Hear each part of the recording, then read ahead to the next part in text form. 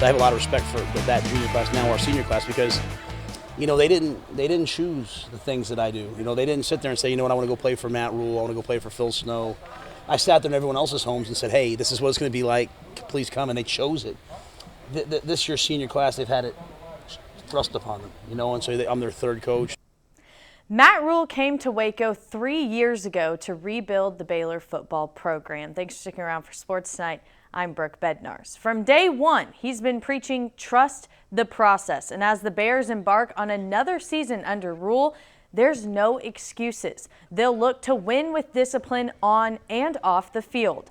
The Bears defense has been a focus this offseason, even looking back to the Texas Bowl. Baylor played great 90% of the time, but the 10% of the time when they let up, their opponents completed big, explosive plays that truly hurt the Bears. It's that 10% that has led the Baylor coaching staff to switch to a 3-down front, replacing a big man with a quicker secondary athlete in hopes of stifling those explosive plays this year.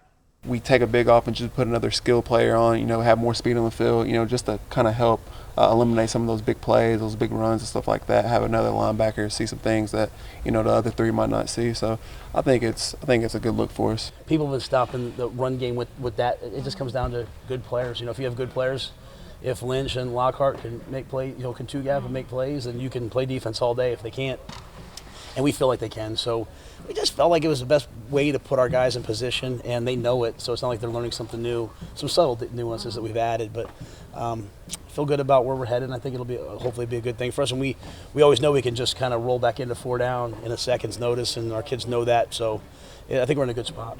On the other side of the ball, Rule says there are 7 or 8 offensive linemen that could play for the Bears this year. The lineup, however, is still up in the air, and this fall will be their chance to battle it out. Rule added it could even be a couple of games into the season until the depth chart is truly set, but that doesn't bother quarterback Charlie Brewer. We've got a lot of guys that are capable of, playing in big-time games. So, it's good that there is a lot of competition. That means you got a lot of good players up front. So I look at it as a positive.